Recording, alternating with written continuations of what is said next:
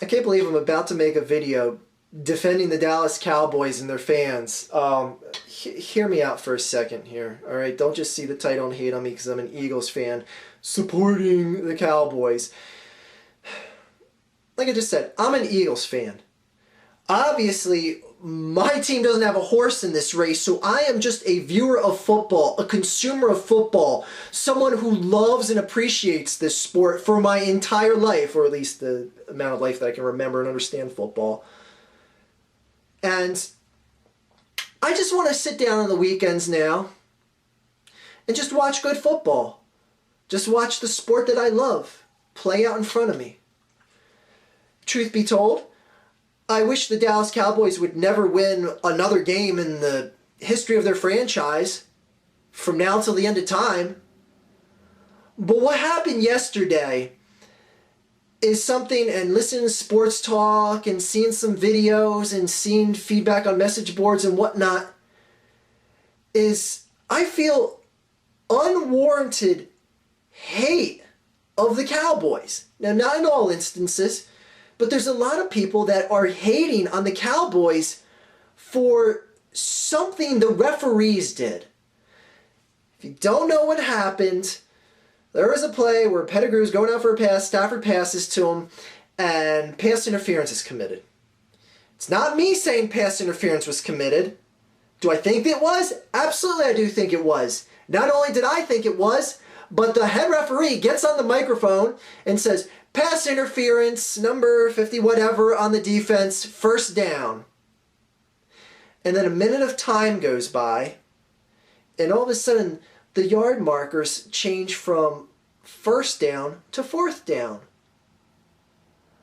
The flag got picked up for no rhyme or reason, and we can only guess because that same head referee never got back on the microphone to tell us what the hell happened.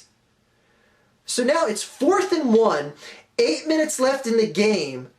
Detroit has the lead, 3-point lead at this point. Instead of having the ball in already field goal territory, they're now back at the 50, forced to punt. Actually, it goes more around the 45, the Detroit 45. They're at a 4th and 1, and they punt the ball away. Dallas gets the ball back and then goes on a game-winning drive from there. Now, some Dallas fans, and if there's only one thing that I can be critical about with Dallas fans, is the Dallas fans that say, bad calls are part of the game, man. There's just bad calls here, bad calls there. It just happens. What you saw yesterday was a whole hell of a lot more than just a bad call. In a playoff game, you don't see the refs throw a penalty flag, announce the penalty to everyone viewing at home and everyone in the stadium, and then pick up the penalty and just go, 4th down. That's not a blown call. That's not a bad call. That is a bullshit call of epic proportions. And for it to come in the closing minutes of the 4th quarter of a playoff game, every single person in Detroit that's a fan of the Detroit Lions has a right to feel that they are screwed. But as the title says, Dallas also got screwed because they went on to win this game. They were the one that had the more points in the final score than the other team did. But all you hear about is people cheapening this victory, saying Dallas won the game because the refs handed it to them. The refs handed them a play that allowed them to take over and win the game. Me personally, I think Dallas would have won that game no matter what that call was. Whether the right call was made, whether no call was made, what have you, Dallas would have won that game, in my opinion. But to see that call, and to see it go down, to see what was called and then reversed, I know a lot of people are going to be like, well, Pettigrew was holding Hitchens by the face mask, he couldn't turn around and make the play. I don't care what wasn't called. The point is, what was called was negated, reversed, repulled for whatever reason. If the referees came on and said, yeah, Hitchens' face mask was held as illegal hands to the face, and then all of a sudden just said, oh, no, never mind, Detroit didn't commit a penalty there. And then on top of all that, the thing that adds the cherry on the top of suspicion here is that Des Bryant, when the offense for Dallas isn't even on the field, Des Bryant runs onto the field without a helmet on and starts barking at the ref over the call that was made. That is an unsportsmanlike conduct penalty. Did the refs call that penalty? Is it clear as crystal? He's on the field, he has no helmet on, he's barking at one of the refs.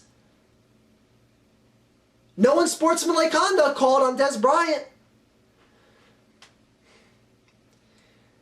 Anyone who watches my videos knows that I don't like to harp on bad calls or missed calls or anything like that deciding a game. But this was instance after instance here of like, what is really going on? Because I'm one of these people that never says, oh, shit's fixed. Oh, this team lost because that team, the refs had it out for this team. They wanted to cover the spread in the final minutes, so the refs let them march down the field and get that extra touchdown.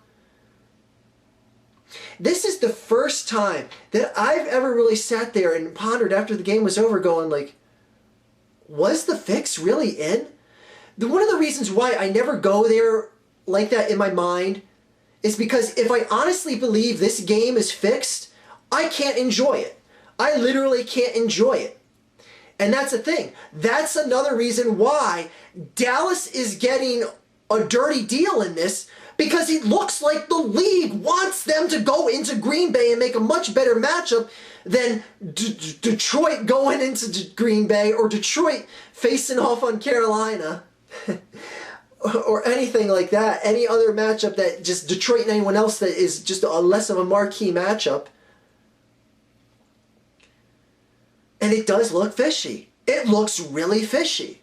I'm not out there. I'm not going to be here saying, "Oh, the absolute fix is in." That was, oh yeah, the league wants Dallas to advance. If we start seeing shady calls like this in Lambeau Field next week, then I'll jump on that conspiracy train with you all. But frankly, when it comes down to it, the right team won that game yesterday. I'm sorry, but Dallas had that offense of Detroit on lockdown. 3 points in the whole second half. And on top of that, once that flag was picked up, Detroit had a 4th and 1. You can do one of two things after that. You can choose to go for it, either run or pass the ball and get that first down and live to fight on in that drive, potentially kill off the clock, get a touchdown that ices the game. Or you can do anything other than punt the ball 10 friggin' yards. 10 friggin', goddamn New Year's resolution. 10 friggin' yards. I'm sorry, if you're in the final minutes of the 4th quarter of a playoff game and your punter kicks the ball 10 yards, you do not deserve to win the friggin' game. The right team won that game. I'm sorry. Detroit did not deserve to win that game. And frankly, again, I hate the Dallas Cowboys. Frig 'em. But they deserve to win that game. Straight simple.